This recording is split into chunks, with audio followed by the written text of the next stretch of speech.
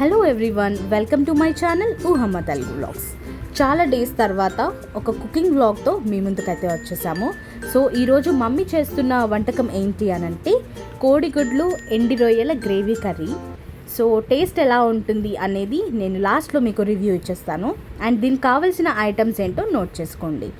Oil, tomatoes, అలాగే onions, కరేపాకు, కొత్తిమీర, పచ్చిమిర్చి అండ్ మెయిన్ ఇంపార్టెంట్ ఇంగ్రీడియంట్ ఎండి రొయ్యలు. వాటిని బాగా వాష్ చేసుకోవాలి.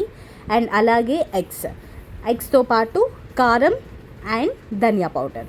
ముందుగా ఒక మంచి ప్యాన్ మనం తీసుకొని అందులో ఆయిల్ బాగా హీట్ అయ్యేసిన తర్వాత ఎండి రొయ్యలు అయితే యాడ్ చేసుకోవాలి.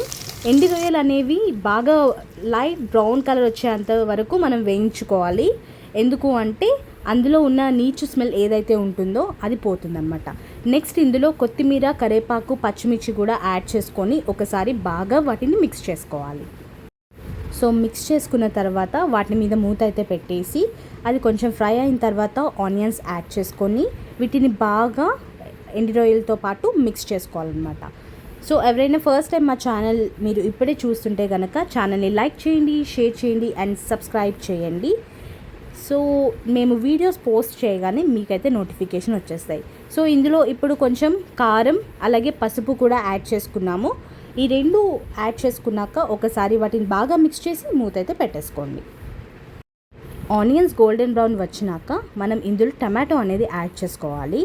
సో టమాటో యాడ్ చేసుకున్నాక ఆనియన్స్ మిక్స్ చేయకుండా వాటిని అలాగే లిడ్తో క్లోజ్ చేయండి. సో కాసేపు అది ఉడికిన తర్వాత మనకి ఈజీగా గ్రేవీ అనేది వస్తుందన్నమాట అందులో. సో ఒకసారి ఇప్పుడు మీరు మూత తీసి మళ్ళీ వాటిని అంతటిని ఆనియన్స్ అయితే మిక్స్ చేసేసుకోండి. విలేజెస్లో అయితే మనకి చాలా ఈజీగా అవైలబుల్ ఉంటాయి సీ ఫుడ్ అనేది. సో మనకి ఇక్కడ దొరకడం కష్టం కాబట్టి ఊరు వెళ్ళినప్పుడే మనం ఎండి చేపలు కానీ, ఎండి రొయ్యలు కానీ, ఇంకా ఏవోవో చాలా డిఫరెంట్ టైప్స్ ఆఫ్ ఉంటాయి కాబట్టి అవన్నీ తెచ్చి పెట్టుకోవాలి. సో దట్ మనం ఇక్కడ ఈజీగా వండుకోవచ్చు అనమాట. అండ్ ఇప్పుడు ఇందులో కారం అలాగే ధనియా పౌడర్ కూడా యాడ్ చేసుకొని మంచిగా ఆనియన్స్కి పట్టేలాగా వాటిని ఒకసారి అయితే మిక్స్ చేసేసుకోండి. అండ్ ఇందులో ఇప్పుడు మనం ఎగ్స్ కూడా యాడ్ చేసుకోవాలి. ఎగ్స్ వేసుకున్నాక అండ్ కర్రీతో పాటు ఒకసారి వాటిని మంచిగా కలుపుకోండి. ఇప్పుడు మనం ఇందులో నానబెట్టుకున్న చింతపండు గుజ్జు ఏదైతే ఉందో అది యాడ్ చేసుకోవాలి.